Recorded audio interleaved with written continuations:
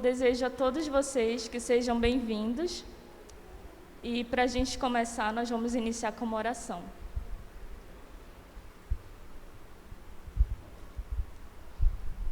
Oremos. Pai, muito obrigada, Pai, por estarmos aqui, porque o Senhor nos trouxe, Pai, em segurança. Eu te peço, Pai, que esse culto venha te agradar, que tudo seja feito conforme a Tua vontade, Pai. Aceita nosso louvor e adoração, Pai. Em nome de Jesus, amém.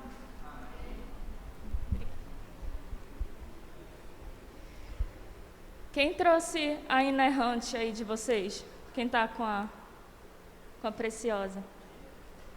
Amém. Vamos abrir lá em Salmos 46.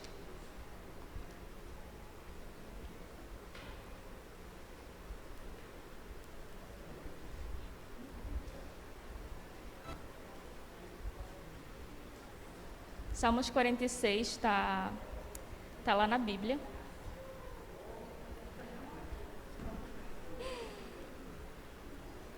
Amém? Misericórdia. Misericórdia. Então, bora esperar, irmão.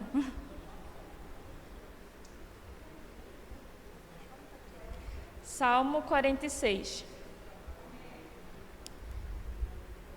Deus é nosso refúgio e fortaleza, socorro bem presente nas tribulações. Portanto, não temeremos, ainda que a terra se transtorne e os montes se abalem no seio dos mares. Ainda que as águas tumultem e espumejem, e na sua fúria os montes se estremeçam, há um rio, cujas correntes alegram a cidade de Deus, o santuário das moradas do Altíssimo. Deus está no meio dela, jamais será abalado. Deus ajudará desde anteamanhã. Bramam nações, reinos se abalam, Ele faz ouvir a sua voz e a terra se dissolve. O Senhor dos exércitos está conosco, e o Deus de Jacó é o nosso refúgio. Vinde e contemplai as obras do Senhor, que assolações efetuou na terra. Ele põe termo à guerra até os confins do mundo. Quebra o arco e despedaça a lança, queima os carros no fogo. Aquietai-vos e saber que eu sou Deus. Sou exaltado entre as nações, sou exaltado na terra. O Senhor dos exércitos está conosco. O Deus de Jacó é o nosso refúgio. Amém. Nós vamos louvar ao Senhor, vamos ficar de pé, vamos cantar juntos. Quem não conhece a letra vai estar aparecendo aqui para vocês. E vamos juntos louvar ao Senhor, estarmos em comunhão com os irmãos e com Ele. É claro que a gente não pode sair do nosso lugar, mas que nós possamos estar nos alegrando em louvar ao Senhor.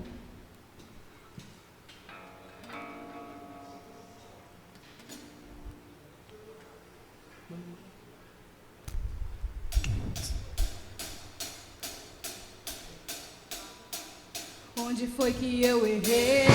O que eu deixei pra trás? O tempo que eu perdi já não volta mais. Tudo que eu pensei dizer, eu vou fazer, não me faz consertar o que eu compliquei demais. Às vezes é tão difícil poder continuar, mas eu sei que é preciso e vou confiar. Não existe nada que eu precise mais que você.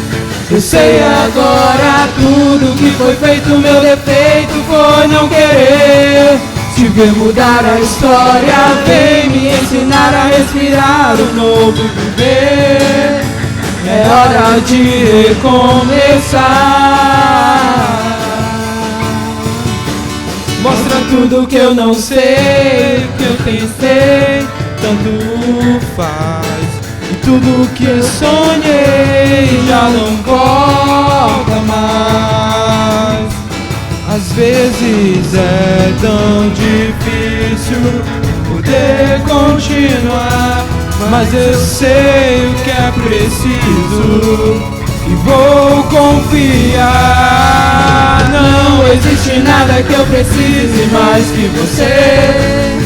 Eu sei agora tudo que foi feito, meu defeito foi não querer te ver mudar a história. Vem me ensinar a respirar um novo viver.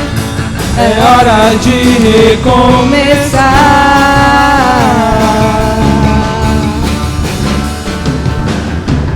Me diz agora de tudo que eu nem sei. Apaga o que eu errei, me leva ao meu lugar. Não vejo a hora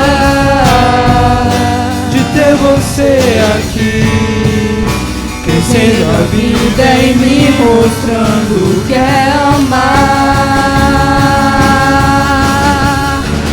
Não existe nada que eu precise mais que você.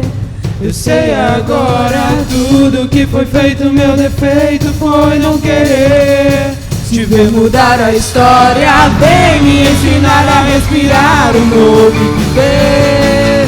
É hora de recomeçar.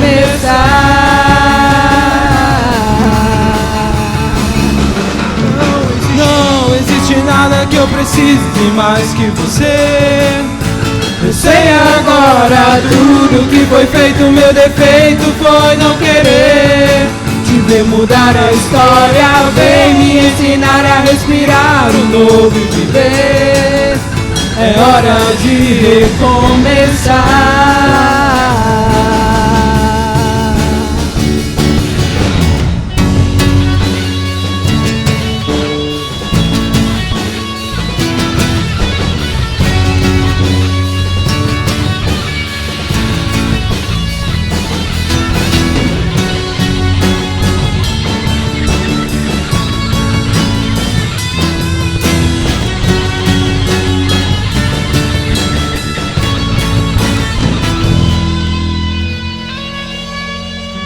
Nós vamos continuar louvando Tremenda Graça.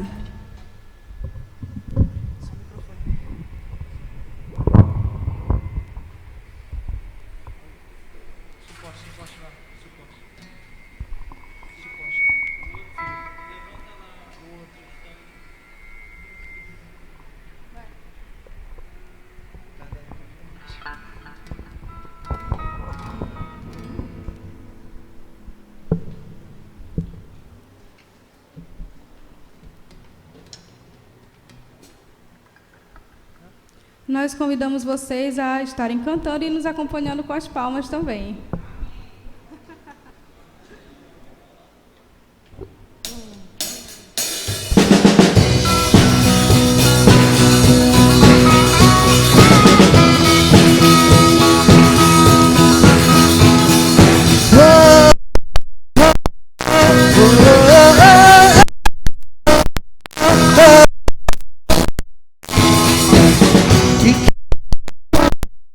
Do meu pecado forte é o meu amar, a glória, o grande Rei dos Reis. Vem minha terra com todos os céus, eu admiro, desejo tanto o Rei da glória, o grande Rei dos Reis. Oh, que tremenda graça! Oh, que falível! Como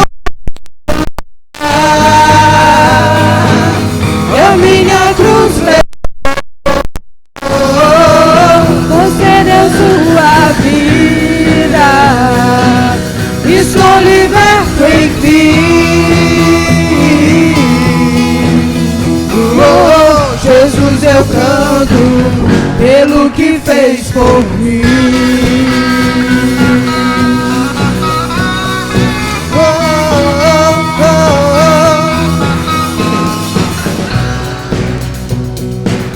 Em meio ao caos, parto o órfão, livra do mal, o Rei da glória, o Rei da glória, governa o mundo, justiça, esconde o sol, tua face brilha, o Rei da glória, o grande Rei dos reis.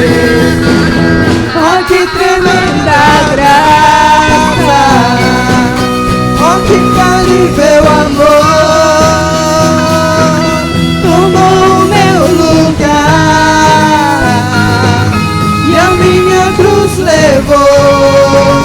Oh, você deu sua vida, estou liberto, enfim.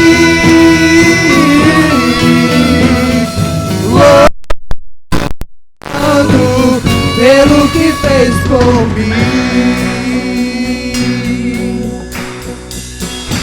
digno é o Cordeiro de Deus,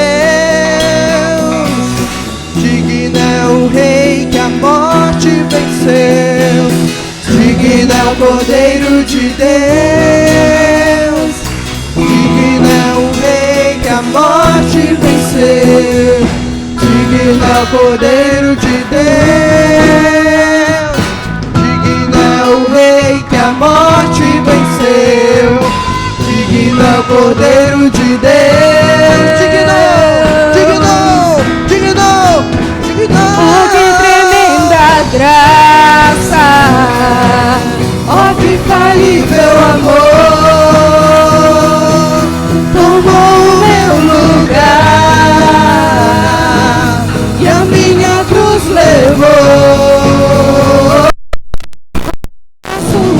Vida, estou liberto, enfim,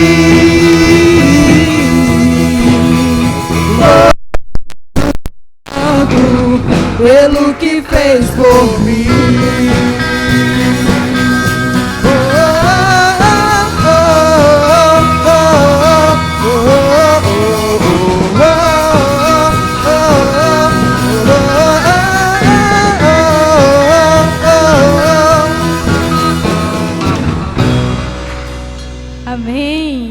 Nós vamos continuar cantando, mas agora é a nossa música tema. Qual é o nosso tema da juventude? Qual? Eu não entendi ainda o que vocês querem dizer. No 3, bora lá. 1, 2, 3.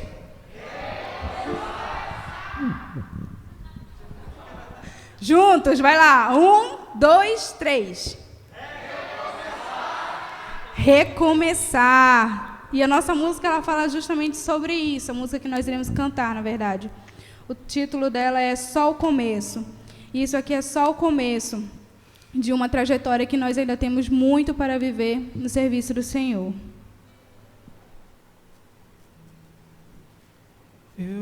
Eu aprendi qual é o valor de um sonho alcançar. Eu entendi que o caminho pedras terá. Eu vi em campo aberto se erguer construção. E foi com muitas pedras, e foi com muitas mãos. Eu vi o meu diante de mim. Eu enfrentei batalhas que eu não venci, mas o troféu não é de quem não fracassou. Eu tive muitas quedas, mas não fiquei no chão. E ao olhar pra trás tudo que passou, vem agradecer quem comigo estava. Ergo minhas mãos pra reconhecer. E hoje eu sou quem eu sou, pois sua mão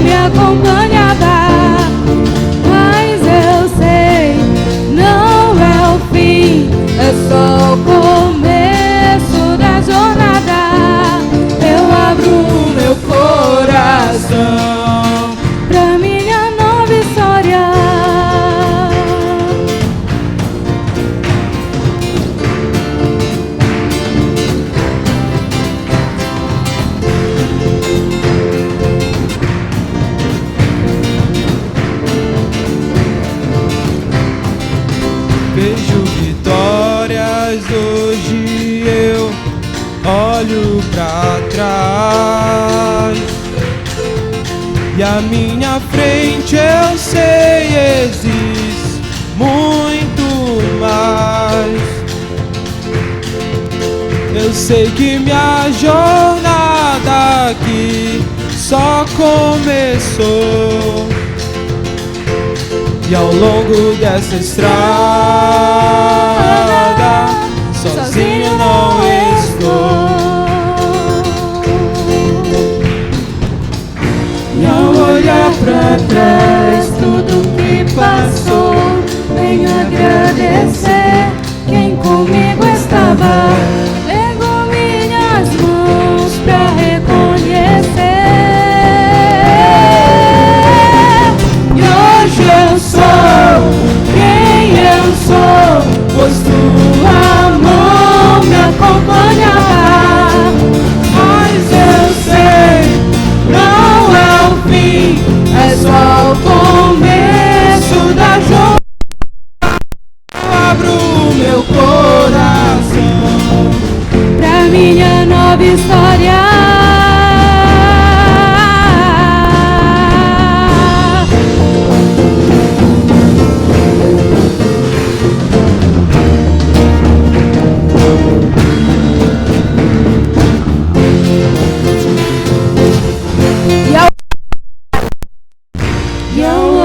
Pra trás tudo que passou, venho agradecer quem comigo estava. Pego minhas mãos pra reconhecer. E hoje eu sou quem eu sou, pois tua mão me acompanhava. Mas eu sei, não é o fim, é só o começo da jornada. Eu abro meu coração, eu abro meu coração, eu abro meu coração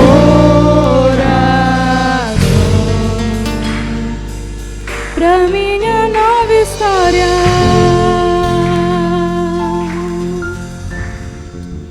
Amém. Estão cansados de ficar em pé? Nós vamos continuar louvando ao Senhor. E quem quiser se assentar, fique à vontade. Quem quiser permanecer de pé também, fique à vontade. Faça desse momento a sua oração.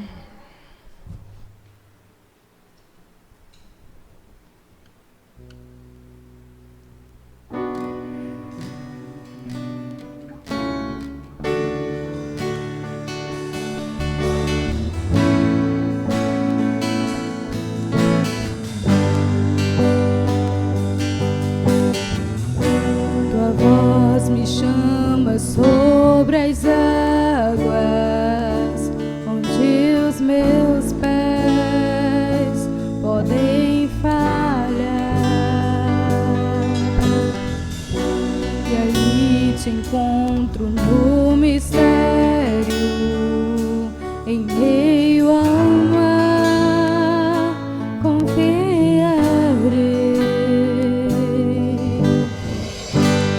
Ao teu nome clamarei, e além das ondas olharei. Se o mar crescer, somente em ti descansarei, pois eu sou o teu e tu és meu.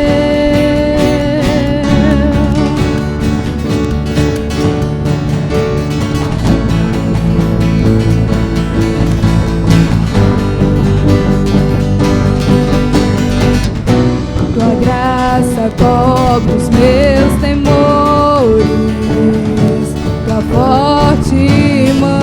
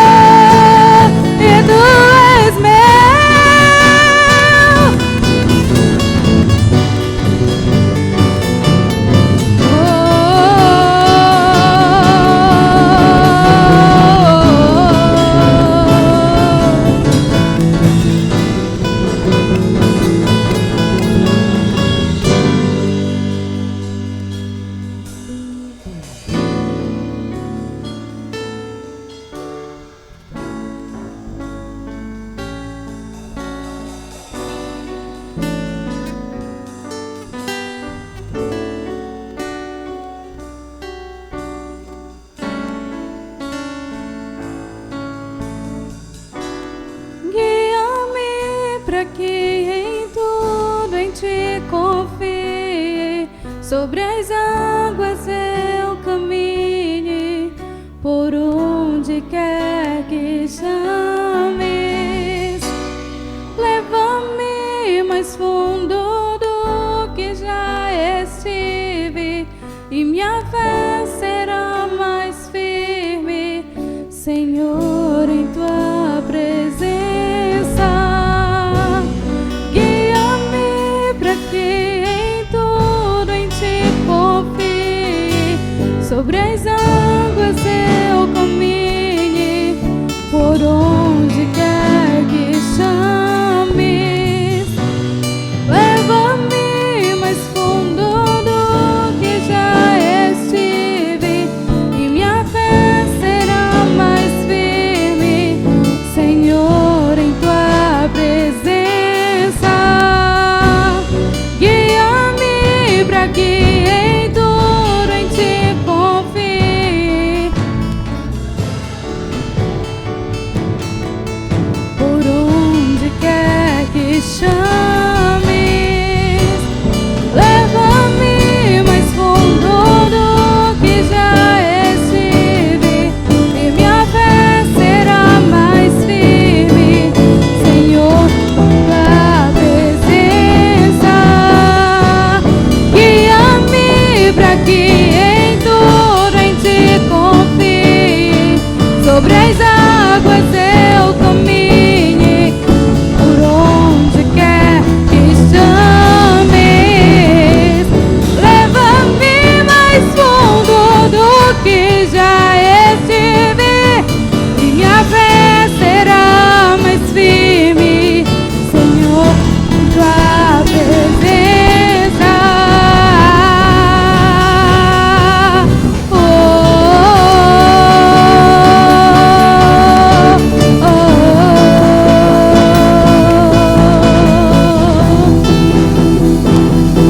E tu és meu.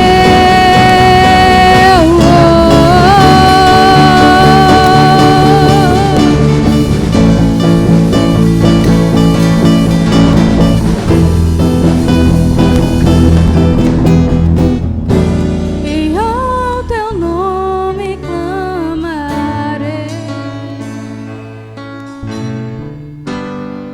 além das ondas olharei.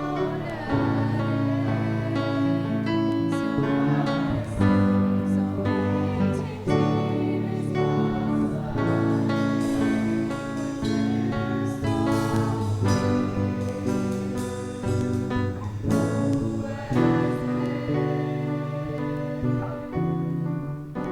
Amém. Eu gostaria de chamar aqui à frente o pastor Marcondes.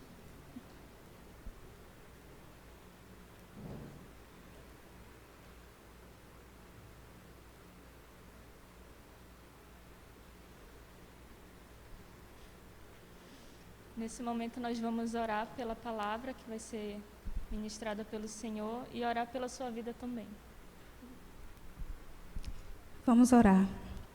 Senhor Deus amado Pai, muito obrigada, Senhor Deus, por esse momento que nós estamos vivendo aqui em Tua casa, Senhor Deus. Nos ajuda, Pai, a ouvir o que Tu queres, Senhor, e entender a mensagem que será falada para nós, Senhor Deus.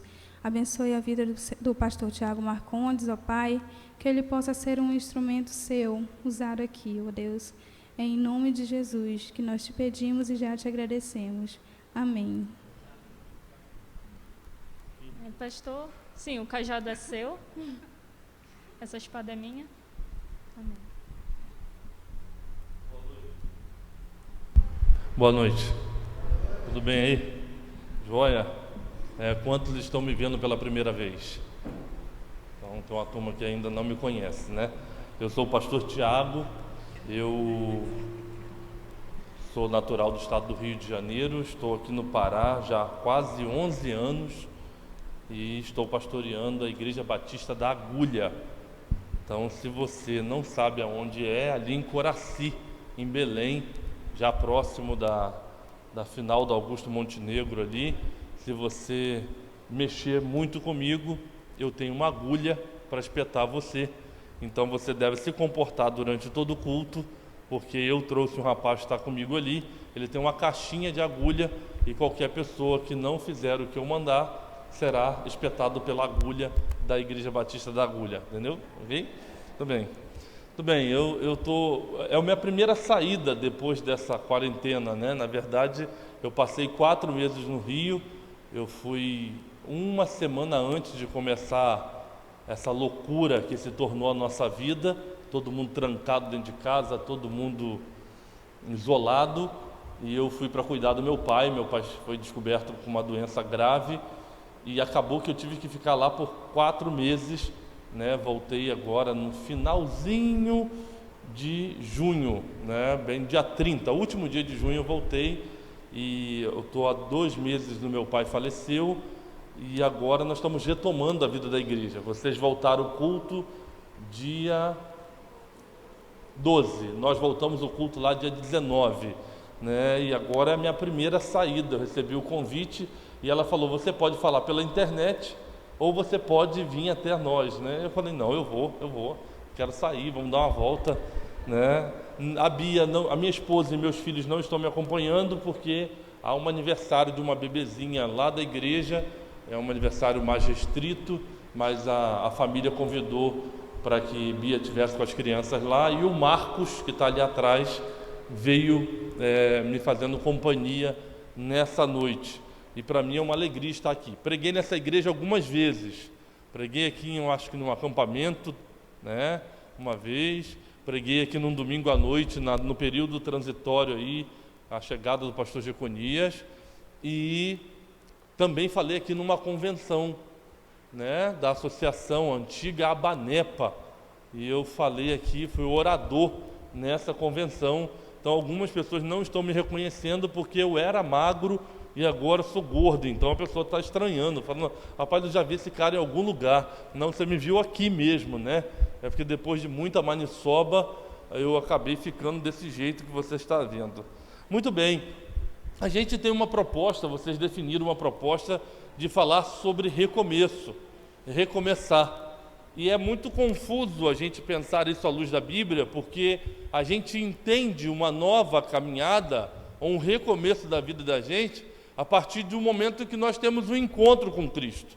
Eu não tenho como recomeçar alguma coisa depois de já ter vivido uma experiência pessoal com Deus. Eu posso viver uma circunstância diferente da habitual, que foi o que aconteceu. Eu saí daqui no dia 4 de março para ir para o Rio de Janeiro com uma malazinha de mão, pensando: eu vou ali no Rio passar 30 dias com meu pai, que não está bem, e daqui a pouco eu volto. E em uma semana o mundo virou de cabeça para baixo. O mundo tomou rumos totalmente diferentes. Mas o fato disso ter acontecido não nos parou. A gente continuou de alguma maneira, vivendo diferente, fazendo coisas diferentes, mas em movimento. E aqueles que já viveram uma experiência pessoal com Jesus, que talvez, os que não viveram, que talvez possam pensar nessa ideia de recomeçar. Então, se você que está aqui nunca teve uma experiência pessoal com Cristo, nunca professou a sua fé publicamente, nunca entregou o seu coração a Jesus, talvez você vai viver essa experiência numa noite como essa, amanhã à noite aqui, ou num evangelismo de alguém na sua casa com você, de você entender o que Jesus fez na cruz, de você crer que aquela morte dele e a sua ressurreição foi para salvar você, e aí você agora olha para esse amor, e você começa a acreditar nesse amor, e você diz assim: então agora eu vou viver uma nova vida em Cristo Jesus. Aí você vai recomeçar a sua vida de um jeito diferente do que você está vivendo até hoje, ou do que você viveu até esse presente momento. E aí sim, mas a partir desse encontro, a partir dessa experiência, nós fomos convidados a viver uma vida independente das circunstâncias da nossa volta. Eu assisti a entrevista do ex-vocalista do Raimundo, do Rodolfo Abrantes, no programa do Danilo Gentili, e ele compartilhou uma hora questionado se Deus havia proibido ele de cantar as músicas que ele cantava. Se depois da sua conversão ele foi proibido de cantar as músicas do Raimundos, da música, o rock que ele cantava. E ele disse que não. Mas o que aconteceu com ele foi que, quando ele descobriu o amor de Deus por ele, de que ele não havia feito nada para merecer aquele amor, que mesmo ele tendo uma vida toda errada, Deus tinha um plano para a vida dele, ele falou: eu tentei continuar cantando as minhas músicas, eu tentei continuar usando droga, eu tentei continuar vivendo a minha vida, mas eu não consegui diante de tamanho amor que Deus tem por mim. Então, quando a gente descobre esse amor, tudo muda. E aí a gente pode olhar e dizer: agora é um recomeço, é uma nova vida, porque o ato dele na cruz, se aquilo que aconteceu na cruz foi para salvar a minha vida também, eu não vou conseguir viver a vida que eu vivia. Eu não vou conseguir fazer as coisas que eu fazia, porque ele modificou a minha história, ele transformou a minha vida. Aí sim eu considero ser um recomeço.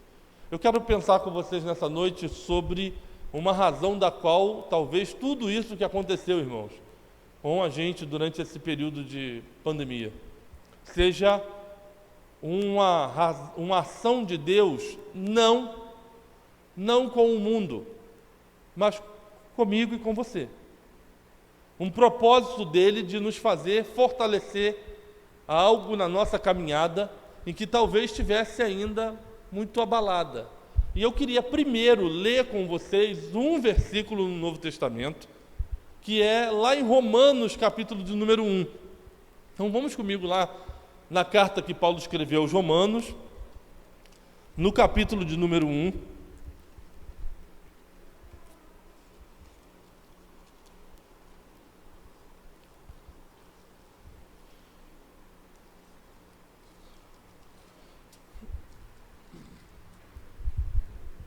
Romanos, capítulo de número 1.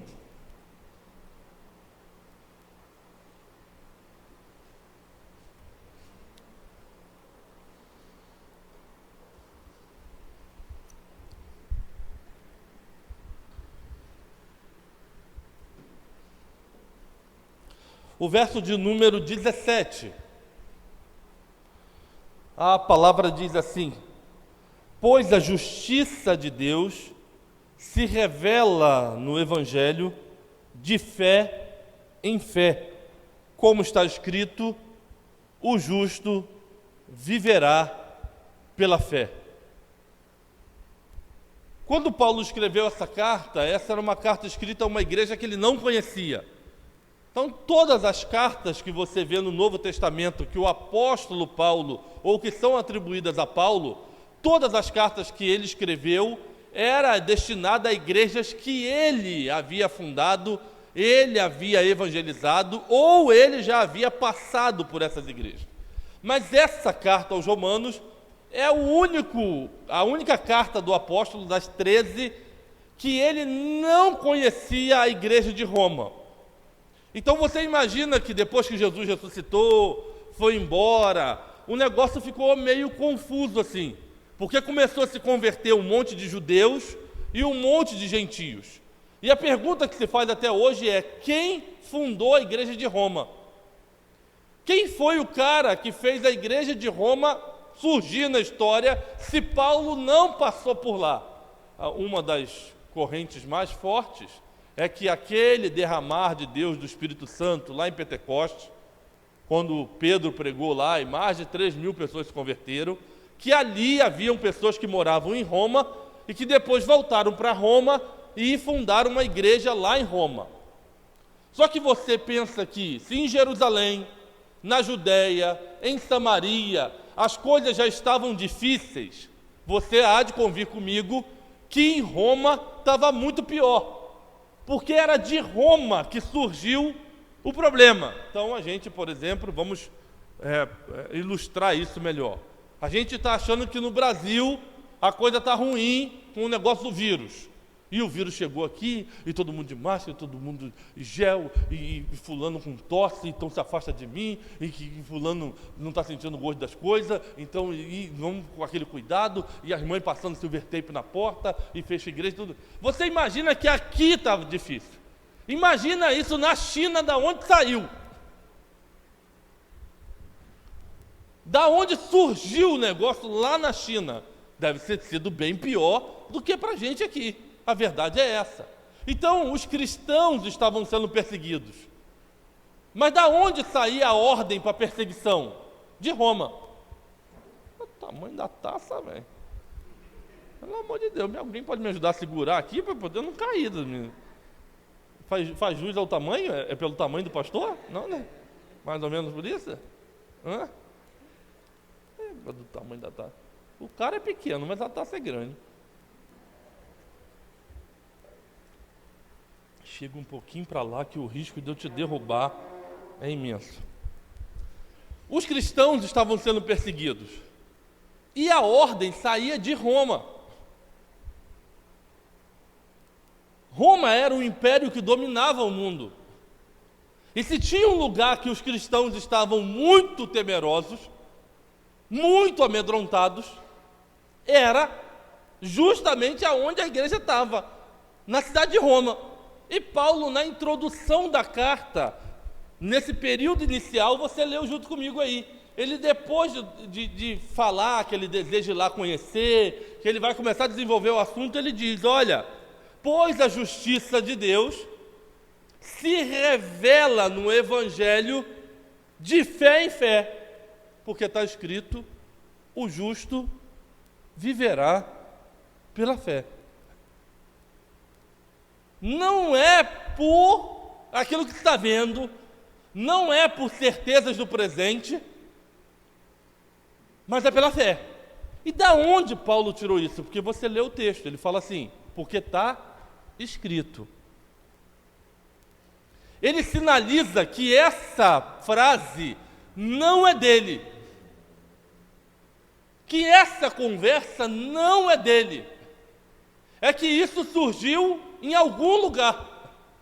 E ele diz assim: olha, a justiça de Deus se manifesta de fé em fé, no Evangelho de fé em fé, porque está escrito: o justo viverá pela fé. Da onde que Paulo tirou isso? O que veio à memória dele para recordar esse negócio? Por que ele fez menção a isso? E é aí que eu quero convidar você para ir junto comigo.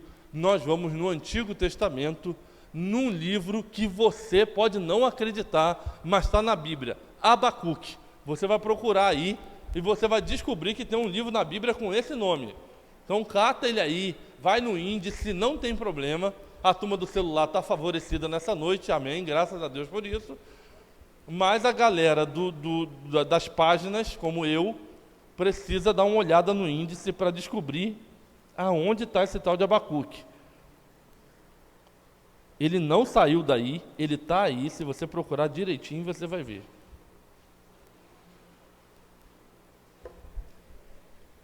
Abacuque, capítulo de número. Você deve ficar com a sua Bíblia aberta, por favor.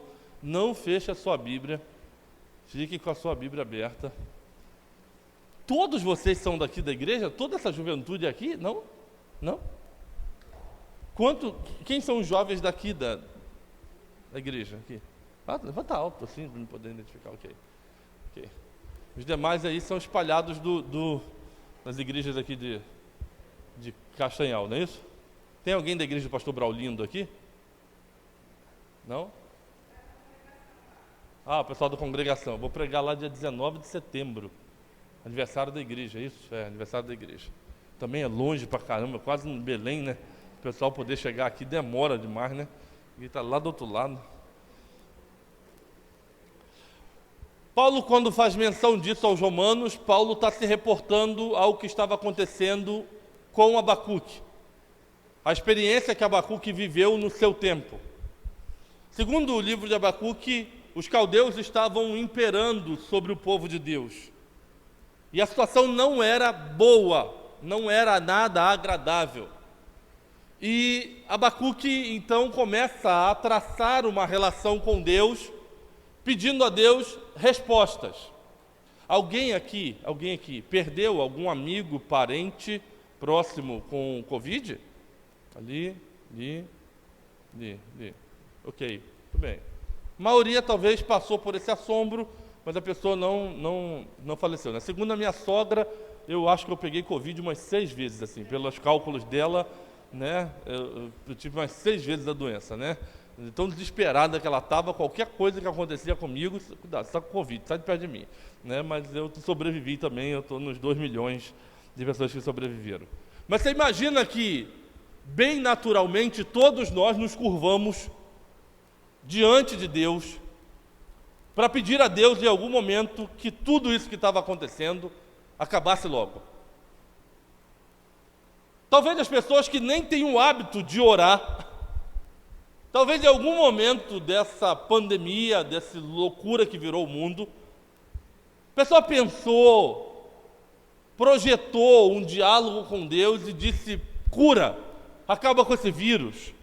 Talvez aquele momento que teve a oração aí da nação, você deve ter ajoelhado talvez e dito junto com um monte de gente no Brasil: Deus, leva esse vírus para longe, extermina ele. E a gente, de alguma maneira, expressou isso para Deus. Abacuque, no seu tempo, também. O problema de Abacuque não era um vírus, era uma nação que estava destruindo o povo de Deus. E ele estava vendo muita injustiça, muita maldade.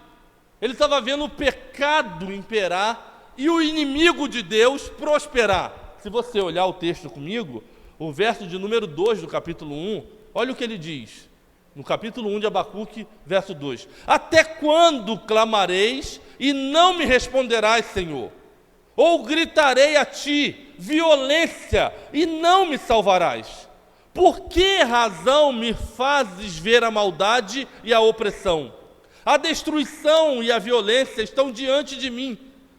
Também há contenda e litígio e comum.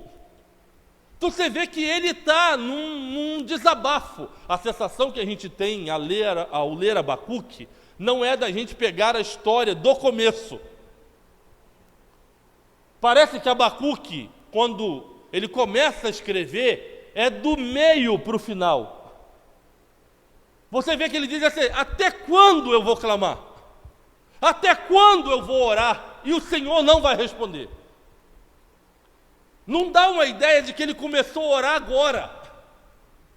Parece que ele já está no limite da oração, que ele já está saturado de pedir a Deus e Deus não responder. Porque ele chega, o livro se apresenta para a gente, já com ele está brabo, ele está nervoso, está chateadinho. Deve estar falando com o pessoal: Deus me brigou. Porque você vê que ele está numa relação já de estopim. Eu estou falando com você, eu estou pedindo a você, eu estou orando a você, eu estou buscando resposta, porque a impiedade, a injustiça, a maldade crescem e o Senhor não parece fazer nada, o Senhor não nos responde. Já orou assim? E Deus não respondeu? Já pediu muito uma coisa a Deus e Ele não deu? Já passou por alguma situação dessa que você disse: cura, e Ele não curou, abre a porta e Ele não abriu, me ajuda e Ele não ajudou? Já pediu para o ex voltar e o ex não voltou? Você até desenhou para Deus dizendo: manda ele vir no cavalo branco, agora de noite, jogar a pedra na janela, porque eu vou abrir, a gente vai subir no cavalo e a gente vai cavalgar por Castanhal inteiro. Deus! Quer dizer, não era nem tão difícil mandar o ex voltar, o difícil era arrumar o cavalo branco, tal, toda essa parafernália que você queria junto, né? Essa que não dava, mas não voltou. Parece que Abacuque está numa situação que ele está pedindo, e a coisa não acontece. Agora, pior do que não acontecer é você ter certeza do que vai acontecer, ainda é pior. Se já estava ruim, se Abacuque está expressando a indignação dele, o pedido dele, o clamor dele, dizendo: Senhor, me socorre, Senhor, nos atende, Senhor, até quando nós vamos buscar o Senhor e o Senhor não responde? É Deus responder e dizer: ó, o que vai acontecer ainda é pior.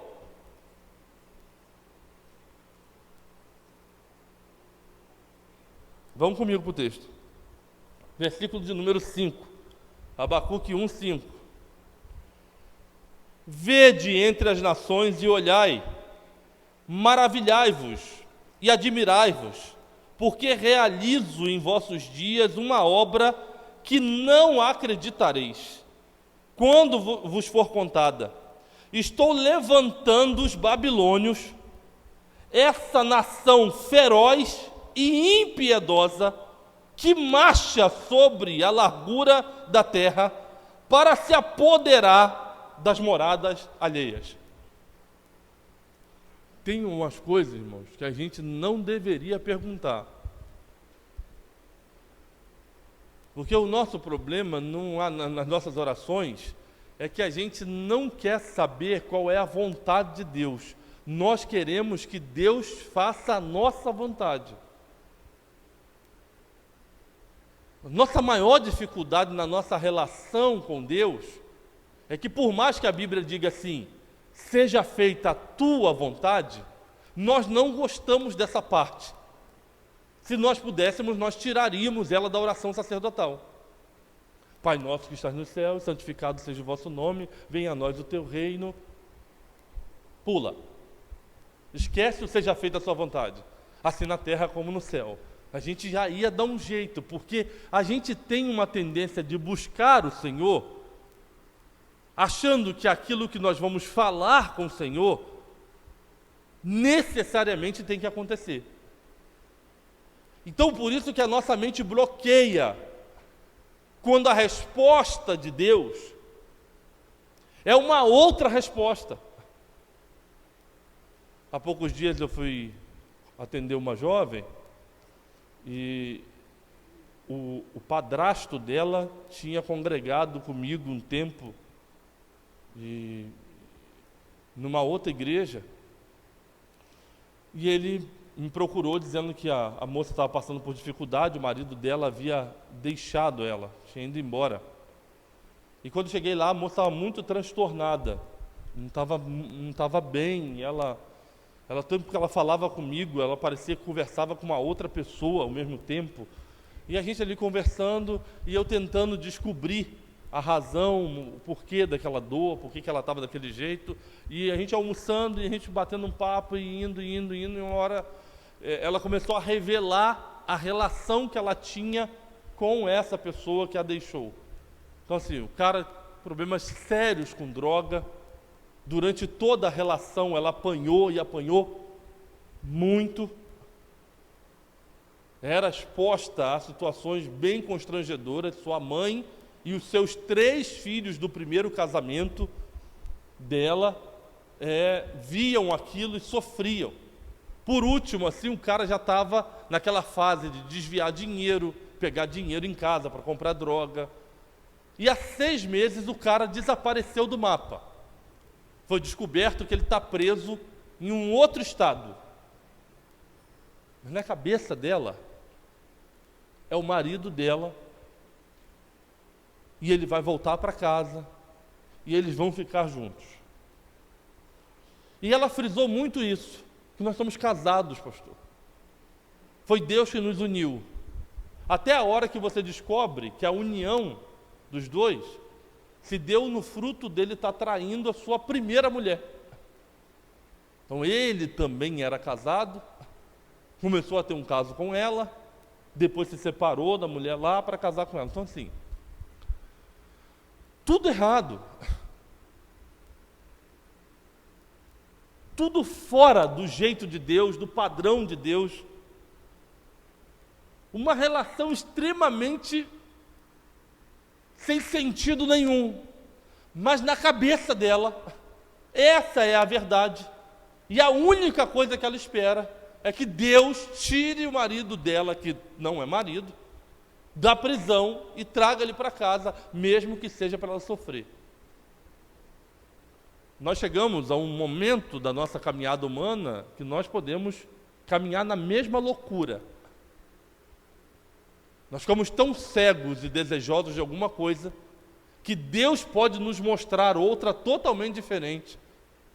Mas na nossa cabeça é aquilo que a gente quer.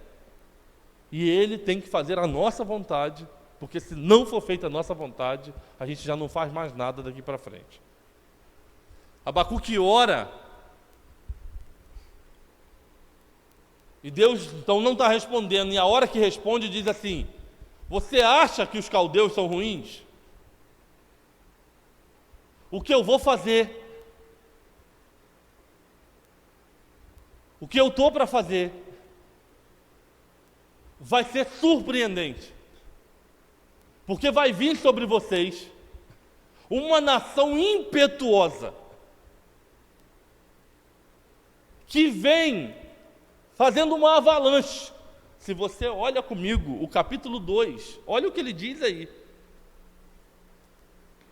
Olha, capítulo 2, verso 2. Então o Senhor me respondeu e disse: escreve a visão em tábuas, de forma bem legível, para que até quem passe correndo possa lê-la. O que eu estou para fazer é tão absurdo, Abacuque, é tão surreal, e para que as pessoas não tenham dúvidas de que fui eu que fiz, registra em letras garrafais, de uma maneira bem visível, para que até quem passe correndo consiga ler. Eu tenho uma amiga minha em Benevides, que ela diz para mim assim: pastor, quando eu preciso muito saber uma coisa, que eu oro a Deus, eu falo para Ele na minha oração: Senhor, me responde num outdoor em neon, para que eu possa entender sua vontade. Nessa época não tinha outdoor e não tinha o neon. Mas Deus diz a Abacuque: pega isso de uma maneira que fique tão visível, tão compreensível, que mesmo aquele que estiver na correria da sua vida possa conseguir ler. E é em Abacuque 2 que Deus diz a Abacuque no verso de número 4, palavras do Senhor, não são minhas, por favor: vede, ó arrogante, a sua alma não é correta, mas o justo viverá por sua fé. Abacuque, seu arrogante, você não está alinhado com a minha vontade, mas o meu justo viverá pela fé. Aonde eu quero chegar, irmãos, nessa noite com essa palavra? De que talvez tudo isso que nós estamos passando hoje como nação,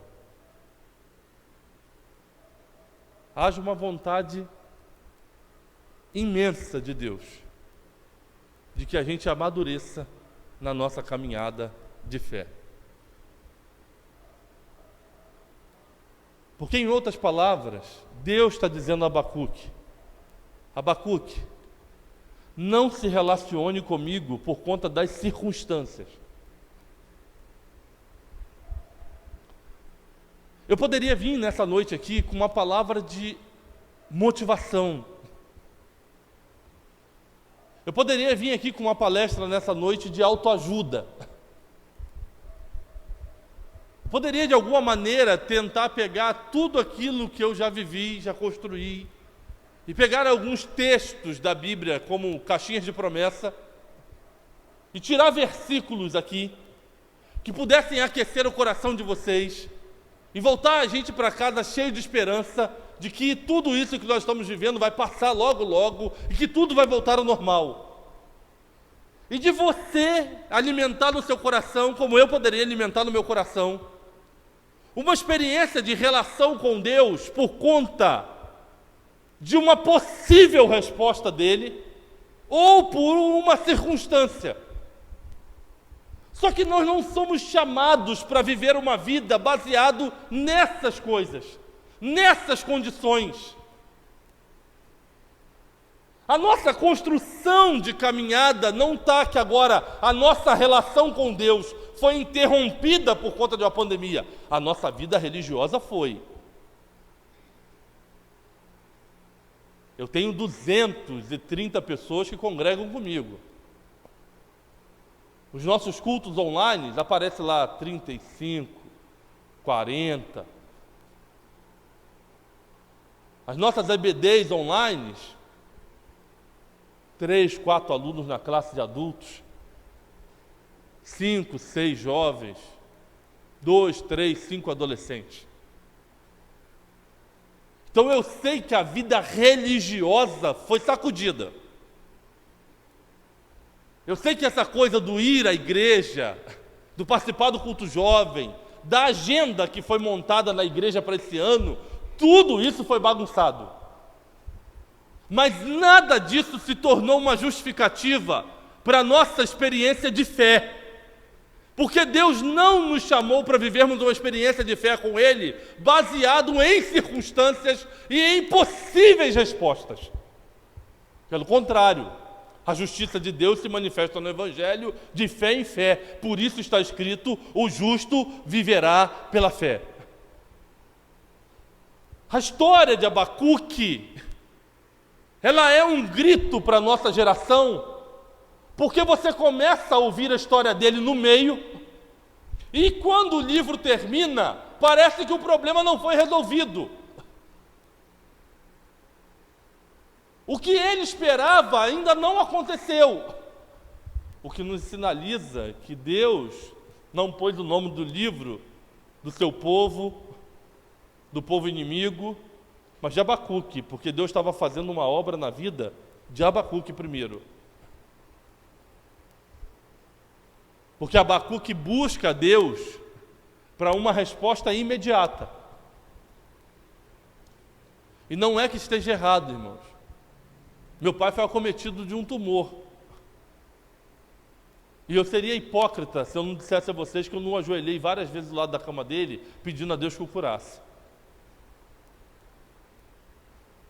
Só que a razão da cura não vir não justifica o meu caminhar com Deus. Porque a nossa relação com Deus é uma relação de fé.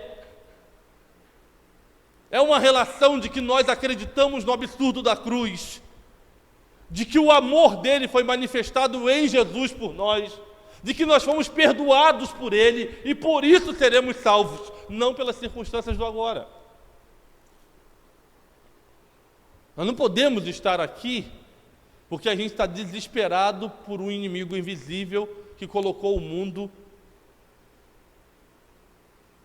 em pânico nesses últimos 4 meses. Nós não saímos de casa para entrar nesse santuário hoje simplesmente pela saudade. Mas nós tivemos uma experiência pessoal com Jesus, a nossa vida foi transformada. E seja a partir da nossa casa, do templo religioso, da minha caminhada no trabalho, na escola, a minha experiência com um Deus que eu não consigo ver, mas que eu creio que existe, que me salvou através de seu Filho na cruz do Calvário. Por isso que Paulo está sinalizando aos romanos não uma solução. Você não vai ver na carta aos romanos, Paulo escreveu aos romanos dizendo assim: não, olha, o Império Romano vai cair. Tudo isso que está acontecendo aí, essa perseguição, tudo isso vai passar. Não. Pelo contrário, quando ele escreve a sua primeira carta aos Coríntios, No capítulo 7, aquele texto que deixa um monte de gente confuso, Paulo escreve lá dizendo assim, você que está solteiro, não case. Bom seria se todos os homens fossem como eu. Poderiam se dedicar mais à obra de Deus, poderiam fazer mais a vontade de Deus. Os que estão casados permaneçam, mas os que não casaram, eu dou um conselho, pela dificuldade dos dias que virão, não casem. Nós estamos falando de 58, 62 depois de Cristo. Em 70, Nero põe fogo em Roma e põe a culpa nos crentes. E começa, talvez, o período mais terrível do cristianismo, aonde faltou madeira para queimar crente nas ruas de Roma. E Paulo, quando escreveu os Coríntios, está prevendo a perseguição. Porque uma coisa é a gente estar sozinho. Entra soldado romano aqui com espada, e segundo os livros de história, as mulheres grávidas, eles abriam os ventres com a espada para tirar os bebês. E estamos todos nós aqui hoje. Imagina que Bia está aqui com os 2 meninos. Entra o cara aqui para querer matar os cristãos. Como é que eu corro e largo para trás da minha família? A turma que está namorando aí, as meninas ou sai voado ou o cara sai voado e vai largando um para cada lado. Mas depois você está casado, você mergulha em cima de filho, você abraça a mulher, você protege. Porque tudo que você não quer é que aquela criança seja atingida, que a mulher não seja atingida. Por isso ele está dizendo assim, o que está para acontecer, pelo que vai acontecer, eu previno a vocês que não se casem, porque os dias serão muito difíceis. Quando ele escreve aos romanos, ele não apresenta uma solução para a perseguição, ele aponta. A justiça de Deus se manifesta no Evangelho de fé em fé. Por isso, o justo viverá pela fé. Porque Deus não nos dá nenhuma resposta de que o problema vai acabar agora. Os pastores do Brasil se reuniram, pedindo às igrejas que orassem. Foi um dia de jejum, um domingo de jejum, para que a gente pudesse orar pelo Brasil. Mas passaram quase 3 meses dessa oração. Talvez há pessoas aqui que estão jejuando por isso. E nem por isso o vírus foi embora.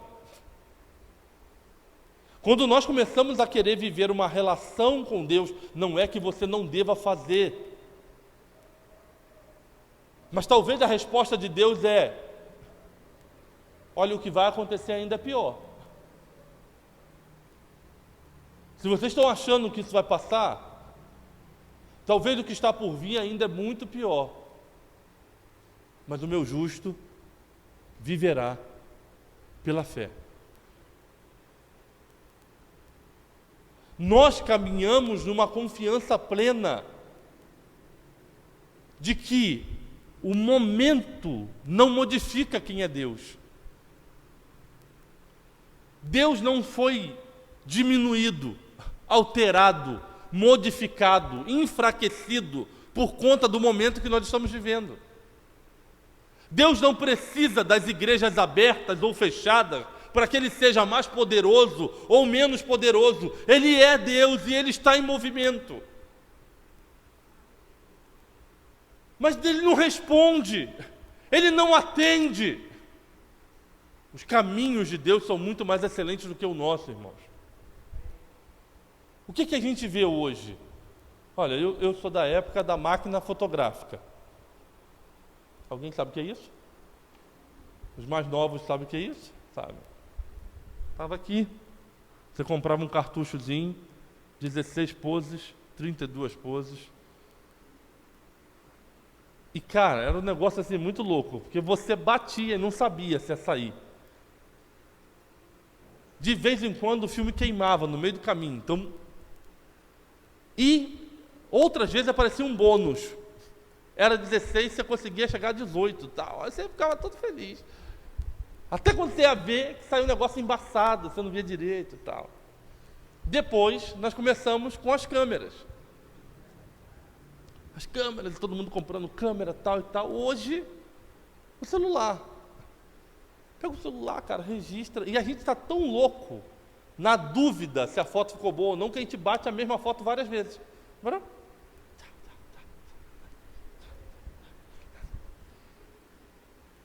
A gente foi caminhando assim, num mundo de mudanças, de transformação. E que a gente olha para trás e fala, meu Deus, era daquele jeito, não é mais. Funcionava assim, agora não funciona. Deu certo naquele tempo e agora não dá certo. E a gente não pode caminhar na nossa relação com Deus nessa perspectiva de que amanhã vai ser melhor, de que amanhã a coisa vai acontecer, porque Deus não nos fez promessas de respostas para os nossos anseios e necessidades para essa vida. Mas em Jesus Ele falou, eu vou estar com vocês todos os dias e nós vamos viver eternamente juntos. Jamais essa palavra para que nos impeça de orar, para que a gente desista de buscar. Todavia, ela não pode se tornar o momento e a circunstância que nós estamos vivendo para recomeçar o que Deus já fez, o que Deus já começou na nossa vida. E talvez está sendo o momento em que Deus está nos convidando a dar um passo de fé, além do que a gente deu até aqui. Eu trabalhei durante 8 anos numa multinacional. Eu cuidava de 4 navios e eu cheguei a um período da minha vida que eu olhava para a Bia e falava com ela em casa assim, eu acho que os nossos vizinhos devem imaginar que eu tenho muito dinheiro. Porque toda semana eu chegava em casa com um carro diferente. Eu tinha celular na mão, carro, computador, e eu vivia em função daqueles 4 navios, envolvido com a igreja. Trabalhava, mas eu chegava na igreja de macacão para reunião. O carro da empresa, a caminhonete da empresa, eu usava para fazer os retiros, para levar para os eventos da igreja, eu que carregava as coisas na caminhonete da empresa. Mas eu me dedicava muito àquilo, e eu vi muito dinheiro entrar, muito dinheiro. Mas eu dizia para as pessoas, eu confio em Deus. Deus é o meu sustento. Quando, na verdade, eu confiava no dinheiro. Quando, na verdade, a minha tranquilidade estava, porque da onde eu trabalhava, pelo menos nos anos que vivi lá, nunca soube o que ia ter salário atrasado. Pelo contrário, 2 vezes no ano, a empresa dava a gente uma coisa chamada PL, participação nos lucros. Quando eu menos esperava, caía uma quantidade de dinheiro na minha conta, assim. Era um presente, um brinde da empresa. Além de férias, 13º, ainda caía 2 vezes ao ano, quando a gente menos esperava, uma PL. Lá na conta, opa! Aí todo mundo comentava, saiu a PL, saiu a PL, saiu a PL. Mas eu fui descobrir o que é ser dependente de Deus quando eu larguei tudo lá e vim embora para cá. Talvez nós estivéssemos vivendo um cristianismo, irmãos, muito pautado na segurança da tranquilidade que nós estávamos. Estava tudo muito calmo, tudo muito bacana. Igreja aqui, muito legal essa igreja aqui. Eu vim aqui no domingo pregar, culto animado, igreja cheia, climatizado, a gente numa liberdade religiosa, pode fazer o que quiser, se a gente quisesse ir ali para a rua, cultuar ali, a gente podia ir lá para a praça cantar louvores, a gente pode ir para a praça cantar louvores, todo domingo à noite sair, poder lanchar com os amigos. E aí vem um furacão como esse, para nos lembrar em quem deve estar a nossa confiança. em quem nós devemos estar seguros. Porque a gente vai confiando, às vezes, na igreja, no grupo da igreja. A gente vai se agarrando na segurança das nossas casas, na grade, no conforto do carro, no relacionamento. E vem uma onda como essa, que nos faz parar e lembrar o Deus a quem servimos, o Senhor do universo e da história, a quem nós devemos colocar a nossa fé, a nossa confiança, a nossa segurança, a nossa total dependência. Os pastores ficaram agora todos animados, imaginando que talvez depois da pandemia o povo vai correr para a igreja. Eu acho que vai ter uma turma que não vai nem aparecer mais. Porque era uma fé fragilizada. Gente, seguro nesse Deus que promete um monte de coisa na televisão, nesse Deus que se você fizer 7 sexta-feira, que se você comprar a chave, comprar a areia, comprar o óleo, Ele vai atender. Cadê esse Deus agora? Cadê a turma que estava vendendo cura na televisão? Cadê o povo que estava dizendo que esse Deus ia resolver tudo da noite para o dia?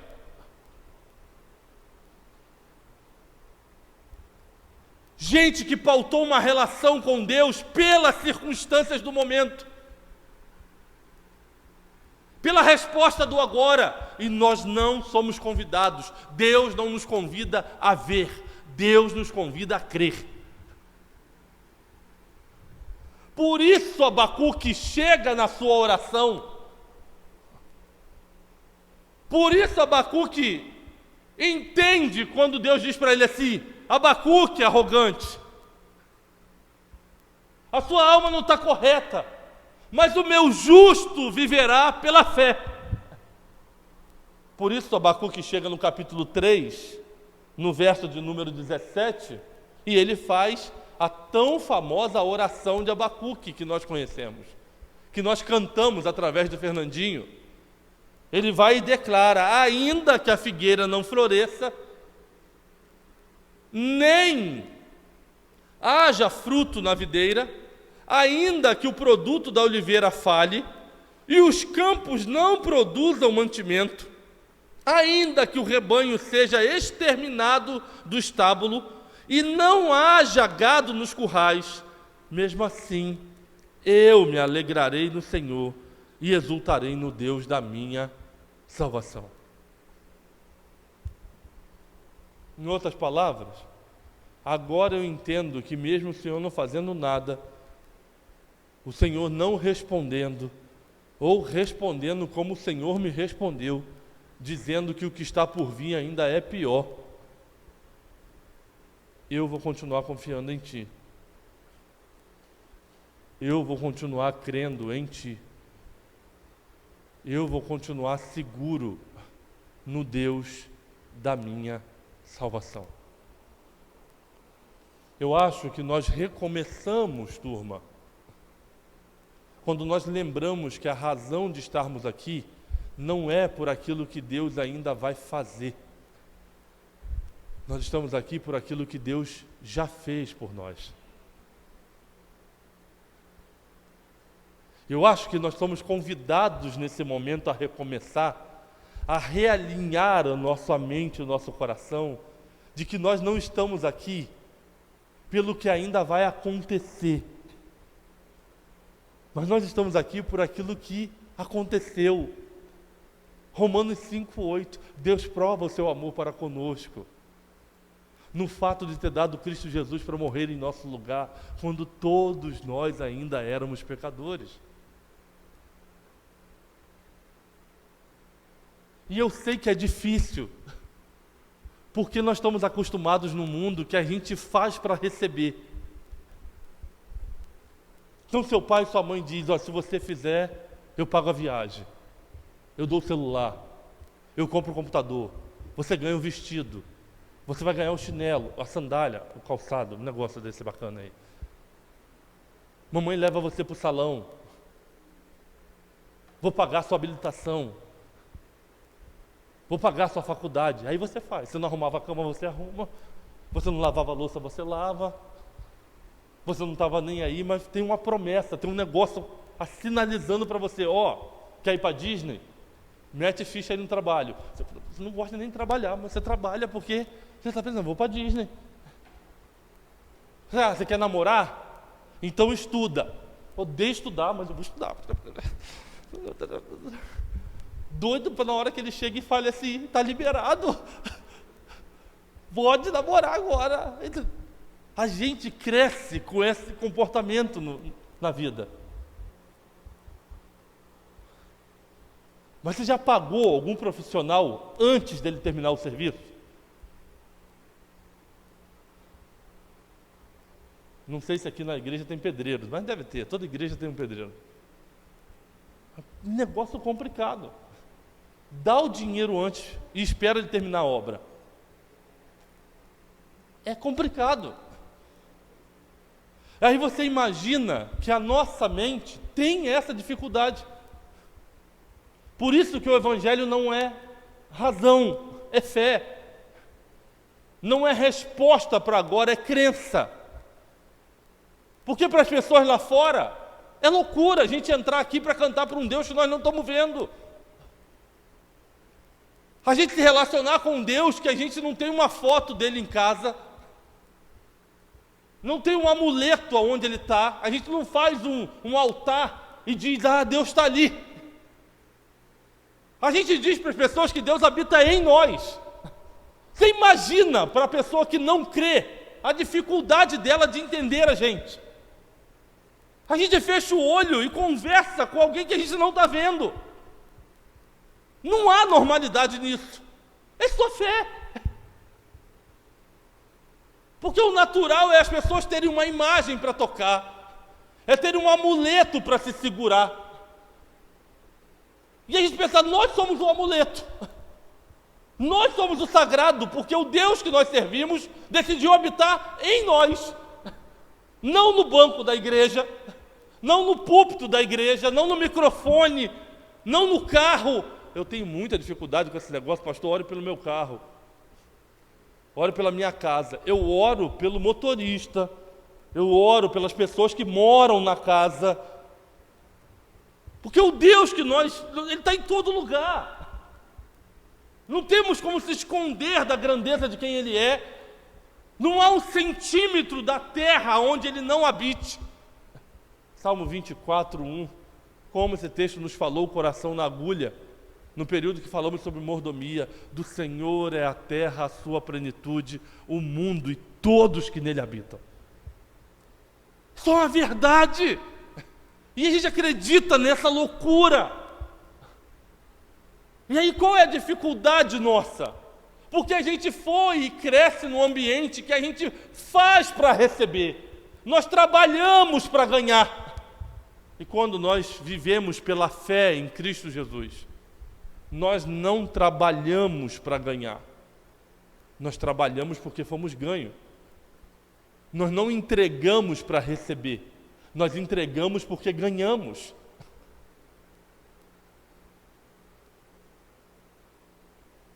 E aí é uma confusão na cabeça da gente.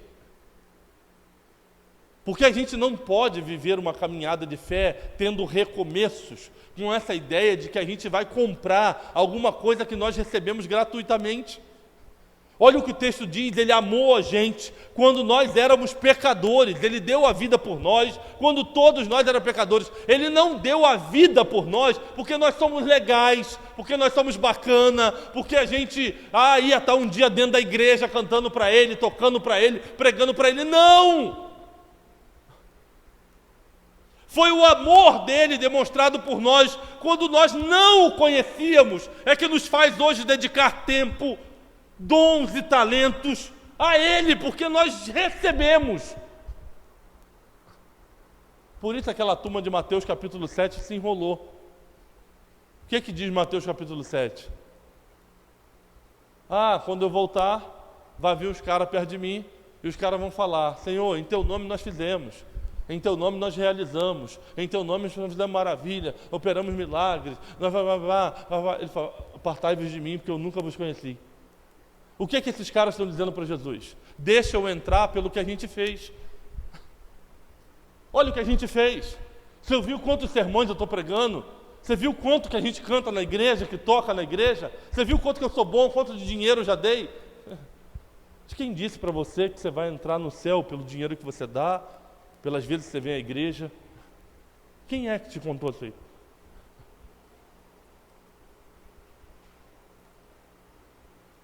Nós só vamos por conta da graça. A morte de Jesus, nós cantamos isso aqui. Você tem que prestar atenção no que você canta. Uma das canções deixou isso aqui muito claro. O amor dele por nós é que nos levará salvos para a eternidade. Abacuque ora, você vê, o livro acaba na oração dele. O livro termina com a oração. A Babilônia vem anos depois ainda para devastar Jerusalém.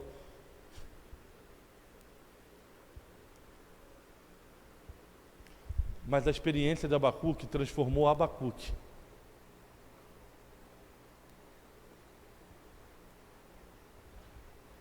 E Deus está usando todo esse momento para transformar a nossa vida, a sua vida, a minha vida.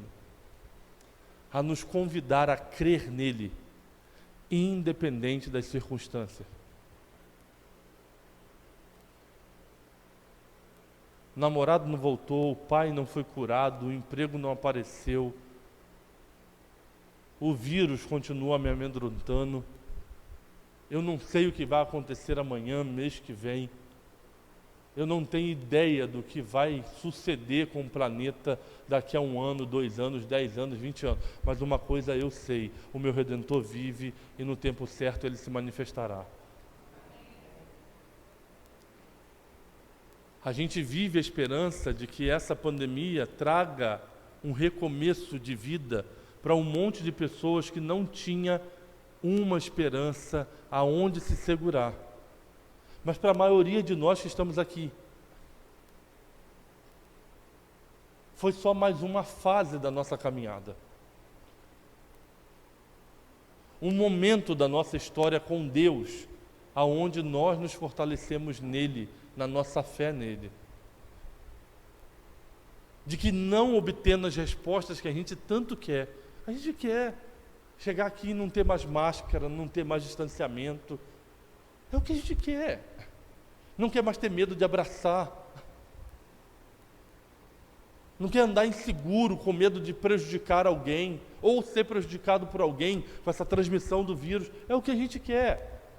Mas o fato disso demorar ou não, disso ser breve ou longo, não altera a nossa confiança no Deus a quem servimos, irmãos. Por isso vivemos seguros nele. Que esse recomeço seja para você lembrar todos os dias que o maior preço já foi pago na cruz do Calvário.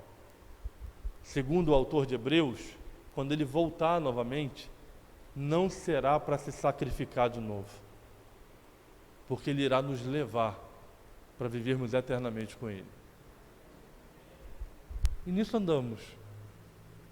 Nessa fé nos agarramos, para poder passar por essas lutas da vida, sem deixar com que a nossa fé seja estremecida por conta de uma circunstância, de uma resposta que não é a resposta que nós gostaríamos. Porque, como disse lá nas câmeras, que era fotográfica, que era máquina, que depois passou para a câmera digital, hoje é celular, o que a gente vê hoje? O drone. O cara joga uma câmera no alto e ele nos mostra o que o nosso olhar aqui não consegue ver. Talvez aqui em volta da igreja está acontecendo tanta coisa e a gente não consegue enxergar. Mas à medida que alguém joga uma câmera para o alto e a gente começa a ter uma visão de cima, A gente tem noção, nossa, esse terreno aqui é tão grande, eu nem imaginava. Olha, minha casa está ali. A gente consegue enxergar o que aqui não dá para enxergar. E eu termino a minha palavra nessa noite me lembrando de uma história, quando nós perdemos um líder de jovens na nossa igreja, há mais de 15 anos atrás. E a minha irmã namorava esse rapaz. E ele foi acometido de um câncer de estômago. E em 3 meses ele faleceu com 32 anos. Cara extremamente animado. Um líder nato. Tinha um poder de agregar pessoas. Cantava divinamente. E a gente vivia um período da nossa juventude assim, lindo. Éramos muito unidos, fazíamos 2 acampamentos por ano. E éramos um grupo de 80 jovens. E ele era o nosso líder. E no final de semana, ele já estava internado no INCA, no Rio. Chegou a notícia para a gente no domingo que os seus olhos haviam escurecido. Ele não estava conseguindo enxergar mais. E eu me lembro que aquele culto de domingo terminou. Nós entramos para uma sala lateral assim da igreja. E nós saímos daquela sala às 2 da manhã. A gente cantou, orou, chorou.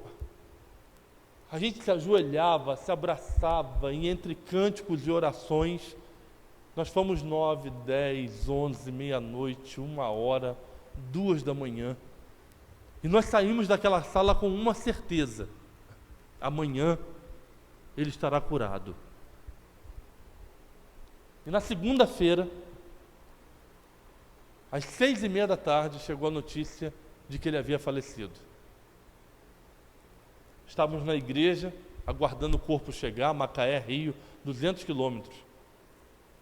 E o corpo chegou às 2 da manhã, e a gente viu aquele cara que era sadio, cara, um cara bonito, cheio de vida, seco dentro de um caixão. Minha irmã, parece que o mundo acabou para ela. E um dia uma irmã da igreja mandou um texto para ela, uma história. E é com ela que eu termino a minha palavra nessa noite. E a história dizia que um menino passava pela varanda de casa brincando, e a sua mãe, sentada numa mesa, bordava. Fazia um bordado. Mas o menino passava e ele conseguia só ver o bordado de baixo. E as linhas eram confusas, misturadas. E ele perguntava à mãe dele, falava: mãe, o que a senhora está fazendo? E a mãe dele dizia: meu filho, vai brincar. Quando estiver pronto, mamãe te mostra. Passava-se o tempo, quando ele corria por ali, ele olhava a mãe dele tecendo alguma coisa, ele olhava e as linhas estavam todas misturadas, confusas. E ele perguntava: mãe, o que a senhora está fazendo? E a mãe dele dizia: meu filho, vai brincar. Quando estiver pronto, mamãe te mostra. E um dia ele passando pela varanda, a mãe dele falou: vem cá, filho. Pegou aquele menino, botou ele sentado no colo. E quando ele viu o bordado de cima, era uma linda paisagem. E a conclusão daquele texto dizia assim: muitas das vezes nós estamos olhando as coisas aqui de baixo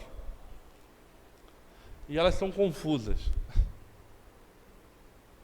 A gente olha e a gente não entende muito o que está acontecendo. Mas Deus está dizendo para a gente: viva. Quando chegar o tempo, eu vou lhe mostrar tudo o que eu preparei. Eu vou lhe apresentar tudo o que eu estou fazendo. Nada do que está acontecendo foge do controle de Deus. Ele está bordando as nossas vidas. E é óbvio que a gente quer viver. Em alguns momentos a gente olha e diz: por quê? Que é isso? Não entendo.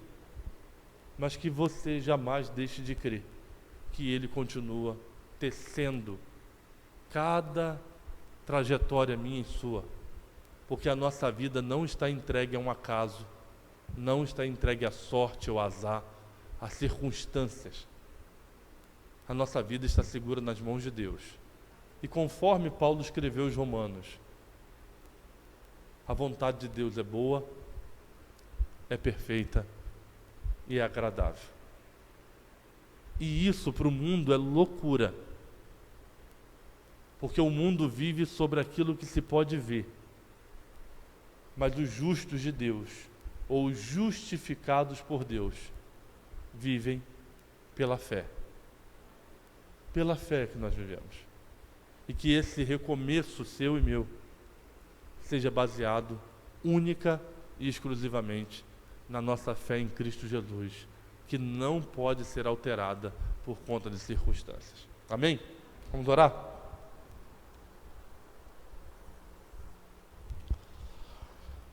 Pai, nós queremos agradecer ao Senhor por estarmos aqui. As minhas palavras são confusas,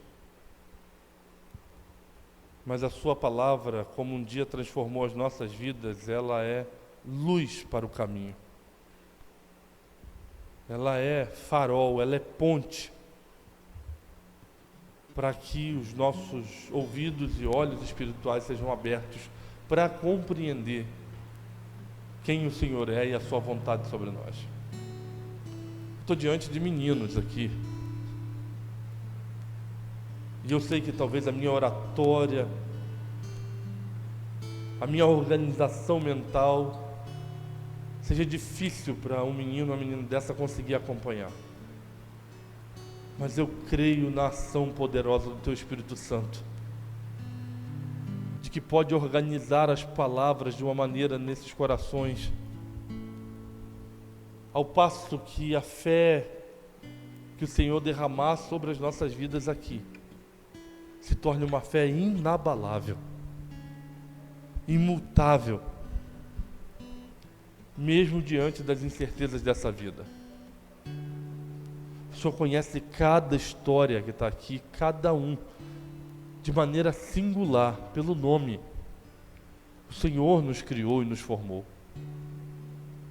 E a minha esperança é de que essa oportunidade de recomeçar seja um recomeço de uma fé bíblica segura em Ti, mesmo em alguns momentos que as suas respostas são extremamente desagradáveis, como foi a Abacuque, mas que desenvolveu em Abacuque uma fé ao passo dele dizer que mesmo que lhe faltasse tudo desta vida, ele continuaria confiando no Senhor, no Deus da salvação dele. E nós queremos caminhar, Deus, numa maturidade de fé, na Tua presença da mesma maneira. Inseguros, muitas das vezes, vivendo a incerteza dessa vida, passando por um momento da história do qual nenhum de nós vivemos aqui.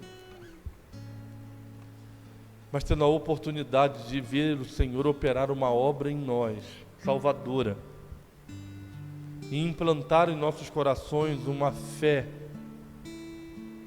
que faça a gente viver a insegurança do dia da manhã, mas a certeza de onde passaremos a eternidade. Guarda cada coração cativo na Tua palavra, Senhor. Fortalece dia após dia através dessa igreja os alicerces da fé em cada um desses meninos e meninas. E que todos nós cresçamos sadios na Tua presença, vendo as linhas confusas, não entendendo porque estamos olhando aqui de baixo, mas tendo a plena confiança de que o Senhor está aí em cima, vendo tudo e exercendo sobre nós, Deus, a Tua vontade, pois nós entendemos na Tua palavra que a Tua vontade é boa, é perfeita e agradável. E nós cremos nisso.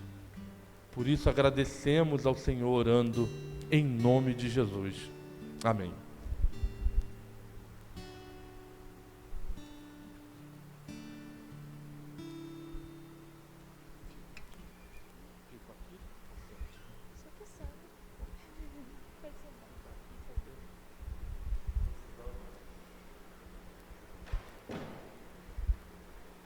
Calma, gente, estou digerindo.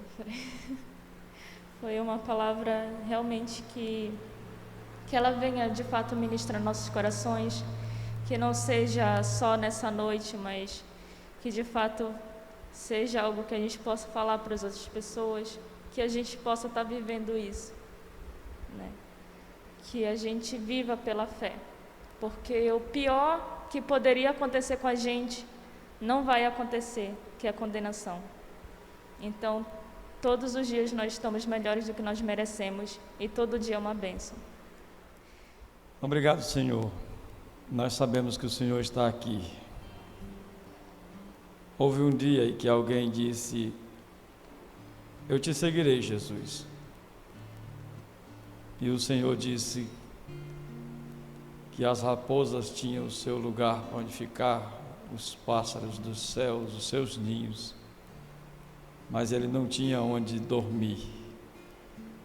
E assim deve ser a nossa declaração de fé nessa noite.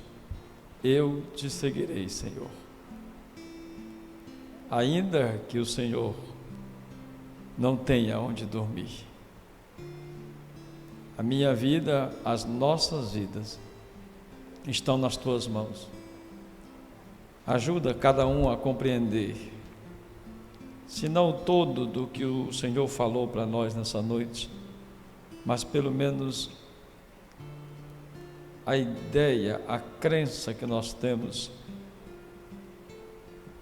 quando entregamos a vida a Jesus, de que o justo viverá pela sua fidelidade.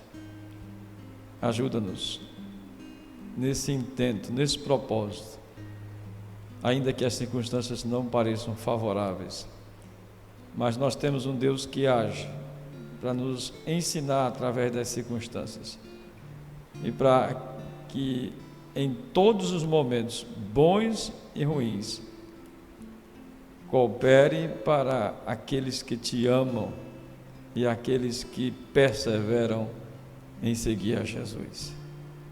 Muito obrigado pela vida do pastor Tiago, pelo trabalho dos irmãos organizando os cultos este mês, pelas irmãs que dedicaram seu tempo aqui nesta ornamentação, todos que aqui chegaram, e ajuda, fortalece, anima aqueles que não tiveram tanta importância, não deram tanta importância. Ajuda para que deem, ajuda para que entendam a necessidade de nos unirmos na fé, no amor, na devoção, na comunhão pelo Espírito Santo. Muito obrigado. Em nome de Jesus nós oramos ao Senhor. Amém.